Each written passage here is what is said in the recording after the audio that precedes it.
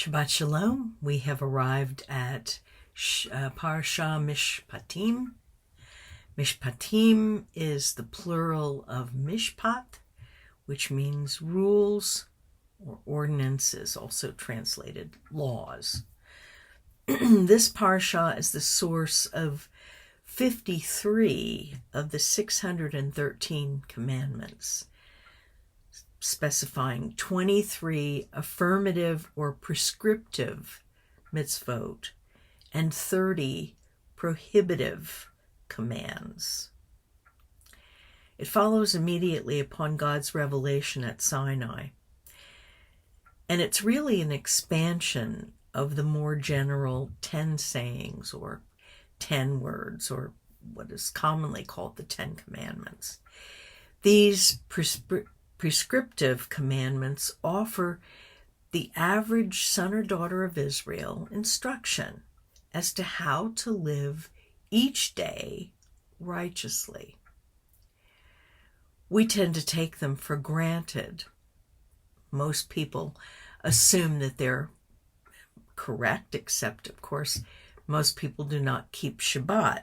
But many people fail to realize that before they were given, these were not given commandments. They were not commandments that other people automatically assumed were true. So here we have a comprehensive and workable code of conduct for the newly established covenant nation of God, Israel. Where do nations get their laws? They get them to a large degree from other countries, from the past, from the scriptures, in fact. In the case of, in the case of Western nations. When the United States of America became a nation, it adopted as common law, that is kind of taken for granted, much of the legal system of Great Britain, having then changed things a bit, but nonetheless pretty much in keeping with the same structure of the legal system they had left. Here is an extrapolation of the 10 words, including the laws regarding treatment of Hebrew servants, an explanation of the distinction between premeditated murder and other forms of homicide, not clear before this time, directives as to how one should treat one's parents, laws relating to kidnapping, rulings concerning injury inflicted on a pregnant woman resulting in a miscarriage, the legal ramifications of personal injury and damages, the meaning of sexual morality, a stringent approach opposing all forms of witchcraft, and our obligations to strangers, widows, and orphans. And the list goes on to discuss proper conduct regarding loans and securities, prohibition against cursing, that is, taking God's name in vain, or speaking ill of judges and political leaders, attacking a person rather than an action, God's requirements for tithing, the sanctity of firstborn sons and animals. Of course, this follows what happened in Egypt at the first Pesach, and it became a custom to have a pidyon haben, which is recorded of Yeshua, although it doesn't call it that, on sometime before or around the 30th day of the child's birth. After the child's birth, they would have a ceremony, basically giving a gift to God in exchange for the firstborn son. Prohibition against eating prey animals and birds. Laws concerning witnesses and the judiciary system, with a strong warning against standing with the majority in a perversion of justice. The command to restore lost property and to assist in unburdening an animal that is in distress. Injunctions concerning the sabbatical year and Shabbat itself. A prohibition against mentioning the names of foreign deities. The command to observe all the 3 pilgrim festivals and regulations about Pesach offerings and first fruits. A prohibition given 3 times in the Torah against boiling a kid in its mother's milk. This does not refer to eating milk and meat together, but rather relates to idolatrous practices of that time. In the midst of these commands, Hashem reminds and reassures us of his providential care and of continuous angelic protection. As part of this covenant, Israel will receive God's many blessings as we obediently follow God's commandments. Israel will successfully conquer the land of promise, and the boundaries are given here, but only if her people do not enter into covenants, either with the indigenous peoples of Canaan or with the gods that they worship. Our people unanimously ratified the covenant with the affirmation of Na'aseh v'nishma. All that the Lord has spoken, we will faithfully do. Also remembered as we will do and we will obey. The Torah reading offers one of 2 presentations of what is commonly known as the 10 words or the 10 sayings. These 3 words, Anoki Havaya Elohecha, I am God your Lord, introduces the 10 sayings. The word Havaya refers to God's transcendence. Elohecha speaks of his immanence, his divine presence manifested in the physical world. It has been said that Anoki is actually an acronym for the words Ana Nafshi Katavit Yahavit, meaning I, that is God, wrote or expressed the essence of my soul and gave it to you, the Jewish people, in the Torah. In other words, God gave the essence of himself to us in the Torah. Here, we unwrap the heart and the very essence of the one and only God, holiness. The holiness code of Vayikra chapter 17 through 26 parallels Parashah Mishpatim, emphasizing the nature of God's commandments as holy. We are to be holy, as our God is holy. Most other deities were known for their cruelty, their capriciousness, and their immorality. The implication is that holiness is only attainable through obedience to God's Mishpatim.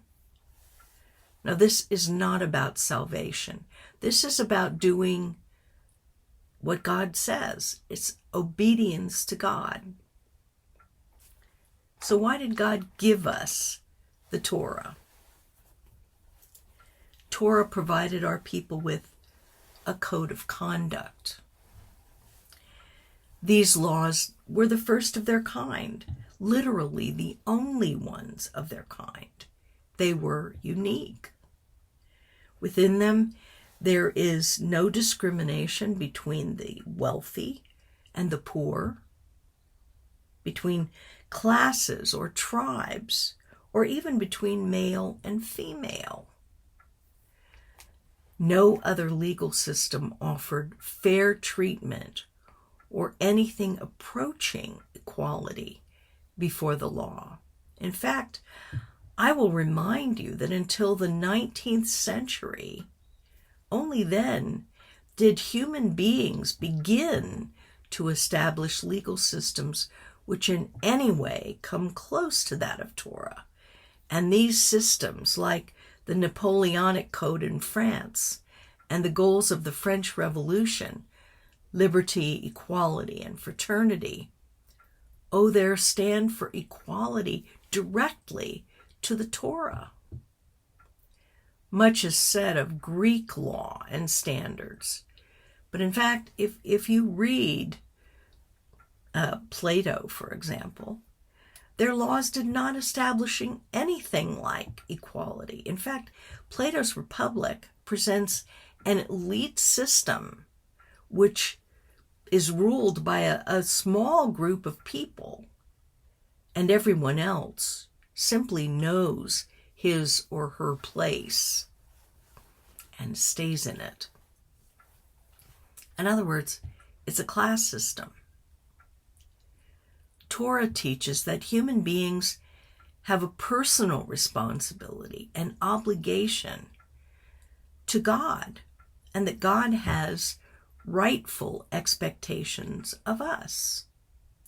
Throughout the scriptures, God promises chastening when our people turn away from their covenant promises to him, as we read in the Haftorah portion.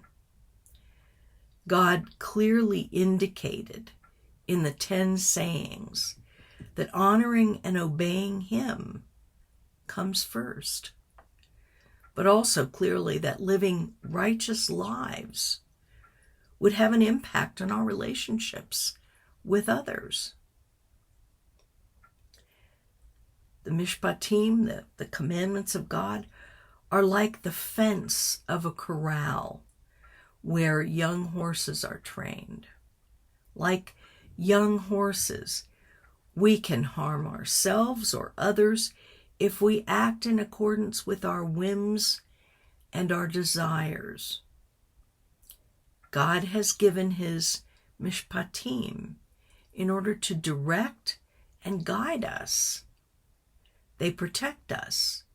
They make our lives peaceful and productive, showing us the best way to live and to deal righteously with others. This is halakha, literally the way or the path. It is not surprising that Rav Yeshua described himself as the way, the truth, and the life, since as the giver of Torah, he alone of those who walked the earth lived it out fully.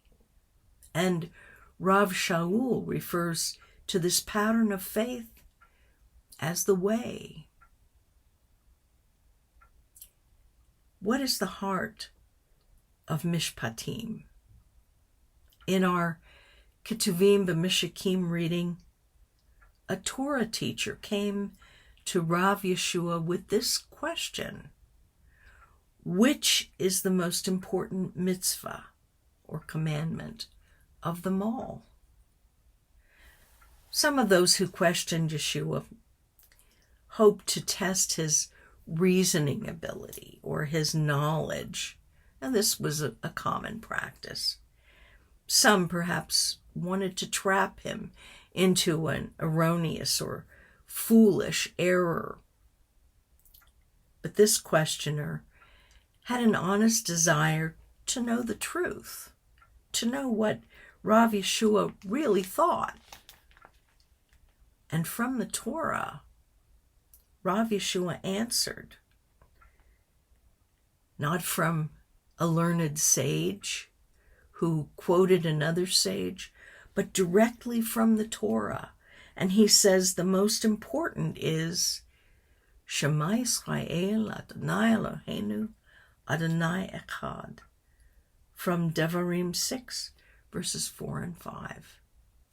Wow. Rav Yeshua also quoted from the Vahavta. He said, you are to love Adonai your God with all your heart, with all your soul, with all your understanding, and with all your strength.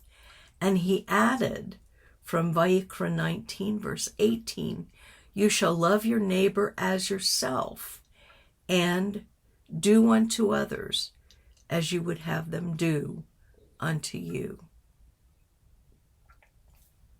Rav Yeshua answered in this way because the Mishpatim of Torah are intrinsic to the blueprint for a right relationship with God. Earlier, in what is called the Sermon on the Mount, Rav Yeshua declared, don't think that I've come to abolish the Torah and the prophets. That is, the Torah and the Haftorah. I have not come to abolish, but to bring to fruition until heaven and earth pass away. Not so much as a yod or a stroke of a letter will pass from the Torah, not until everything that must happen has happened. Whosoever disobeys the least of these mitzvot and teaches others to do so will be called the least in the kingdom of heaven. But whoever obeys them and so teaches will be called great in the kingdom of heaven. Unless your righteousness is far greater than that of the Torah teachers and the Farshim, you will certainly not enter the kingdom of heaven. Rav Yeshua was rebuking those of his day who, in their desire to create a ring around the Torah, had altered commandments given by God. But he is also rebuking those who reduce the commandments of Torah to ashes and sweep them into the dustbin. Rav Yeshua's teaching in the temple, following his conversation with the Torah teacher, offers further insights into his perspective on Torah. In Luke 12 and in other passages, Rav Yeshua provides negative examples. He spoke of rabbis who like to walk around in robes and be greeted differentially in the marketplace, using their position or apparent piety to gain admiration. He also mentioned those, mostly the wealthy, who like to have the best seats in the synagogue and take places of honor at banquets. In many cases, these were the very people who broke the commandments by their treatment of widows and orphans. Obviously, according to Rav Yeshua, godliness is demonstrated in the doing of mitzvot rather than by a show of piety. In Luke 12, 41 through 44, we have this positive example. As Rav Yeshua and his Talmudim watched, many wealthy people came and put large sums into the temple treasury, which supported the Leviim and the Kohanim, and dealt with the necessities of the Mishkan, the Mikdash. making a show by doing this of their righteousness, of their ability to follow the Mishpatim. Then a very poor widow came along, and she put in 2 small coins. Rabbi Yeshua drew the attention of his Talmudim to this act of genuine piety, saying, "This widow has put in more in the offering box than all the others, making donations." His Talmudim didn't understand. Surely the widow had given very little to the upkeep of the temple, while others had given huge amounts, which would provide for the livings of the Kohanim and for the constant repairs needed in God's house. Rabbi Yeshua pointed out that the wealthy had contributed a tithe of their wealth, which they would not even miss. The widow had given more than required. In fact, she had given everything she had in order to honor God and to demonstrate her love for him.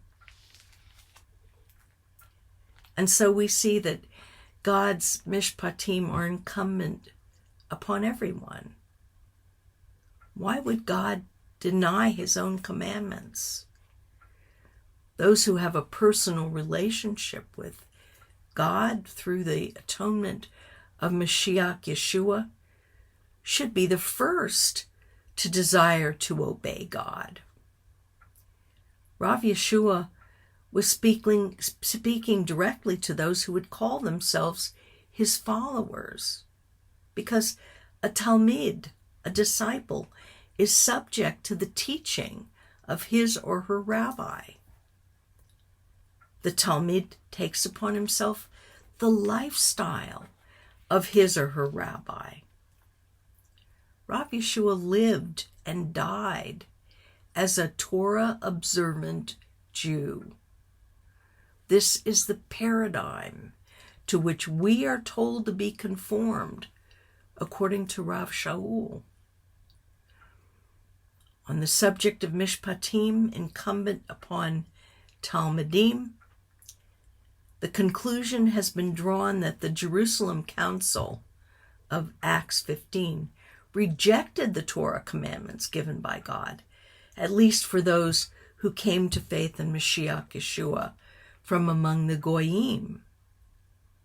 But in fact, the council summarized the Mishpatim of the Holiness Code, Vayikra chapters 17 through 26, as the basic requirement for all new followers of Mashiach Yeshua from among the pagans.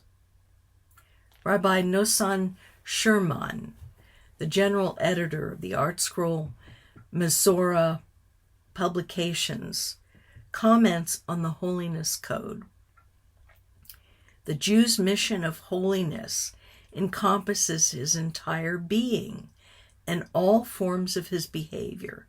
The Torah uses the term holiness specifically with regard to these 3 areas: idolatry, sexual immorality, and forbidden foods. Does that sound familiar?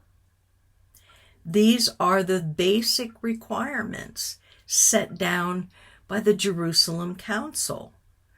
Prohibitions against sacrifices in the field. This specifies that these were sacrifices to demons. Vayikra 17. Eating meat with blood in it is forbidden. Vayikra 17, 10 through 16. A reference to the method by which the animal was to be slaughtered. Shechita, that is, Jewish ritual slaughter, minimizes the amount of blood left in the carcass and prevents inhumane treatment of animals. And prohibitions against forbidden sexual relationships. Some were important to aspects of pagan worship. These Mishpatim are not the beginning or the end of holiness in the Torah, nor could they be for the Shaliachim at the council, but they lay the foundation of holy living for those from among the Goyim who were not like Cornelius, already in the process of conversion to Judaism. The consequence for breaching the holiness code was being made kares, that is, cut off from the people of Israel. Vayikra 18. The Jerusalem Council, by stipulating these standards, clearly framed within Torah Mishpatim, set these new believers apart from pagan life. They divided these people from their pagan past. Additionally, there is the reminder that these new believers would hear the Mishpatim in the local synagogue, which it was incumbent upon them to attend. And this was at a time before the followers of Yeshua were establishing their own synagogues. So they were to go and actually become part of the Jewish community. The long-term goal of the council was to forbid pagan practices and to require synagogue attendance in order to separate new converts from their pagan roots and join them to Jewish roots. Rather than offering new believers from among the Goyim a third way, which is Christianity, the council expected followers of Mashiach Yeshua to change their lifestyle, to attend synagogue, to learn Torah, and to assimilate into the people of Israel, just as Caleb had done, just as Ruth had done. The purpose of God never changes. He is not like the double-minded man, unstable in all his ways. What he proposed for Abraham and his descendants through Yitzchak and Yaakov, he has set before all who desire to follow his ways. The terms and conditions never changed. In Mashiach Yeshua, Torah was made flesh. The Mishpatim of God came to life. Mashiach Yeshua is the goal at which the Torah points. Mashiach Yeshua is not the end of the Torah. Rather, he is its living embodiment and the example to which we are to conform. As our people committed themselves to do and obey, in the same way, all of Rav Yeshua's followers must submit to Hashem's Mishpatim. The mitzvah of tithes and offerings, such as Yom HaBikurim and Sukkot, demonstrate recognition that everything belongs to God. The offering of Bikurim at Shavuot was chosen to express a basic principle: whatever is first is precious. Offering Bikurim rather than offering only a tithe of the harvest is a sign of submission, of servanthood, of humility. God commands us to remember when we are doing well that we have a tendency to become conceited and to rebel against God's Mishpatim. Whatever our circumstances, we must never delude ourselves that it is by our own efforts that we accomplish anything of value. Whatever we bring to God, we must remember that it comes from God, and ultimately it belongs to Him. The demands of discipleship go beyond God's expectations in Torah. By bringing our Bikurim, we demonstrate that we have not forgotten the source of our salvation and blessing. Our thanksgiving to God is tangible, seen not in words, but in action. We bring our offerings as a sign of complete submission to God, as in the days of feudalism, when a serf brought the best portion of his crop to his lord because he was the owner of the field. We give not only the fruit of our labors, but of our talents, our energy, and our time.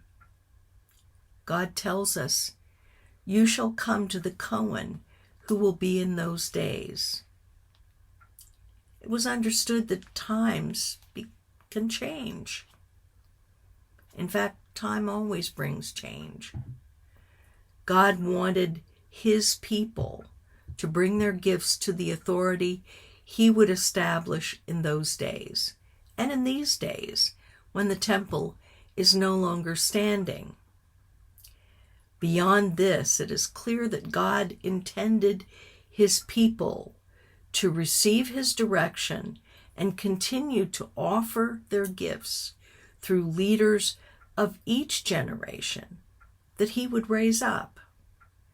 One leader is not to be compared with another, either those who've gone before or those in other places. Submission to leadership is a sign of submission to God. If one is unable to submit to a designated leader, such a person is likely to be in rebellion against God Himself.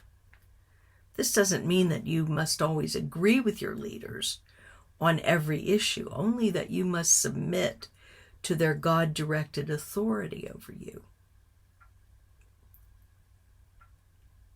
And your response to God? In terms of humility, the words we speak to God should be spoken with a broken and contrite heart. We should come before Adonai with joyful and glad hearts.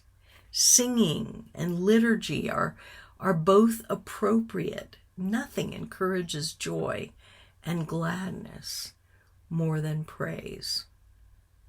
Our response should be that of our people at Sinai and faithful followers of Rav Yeshua.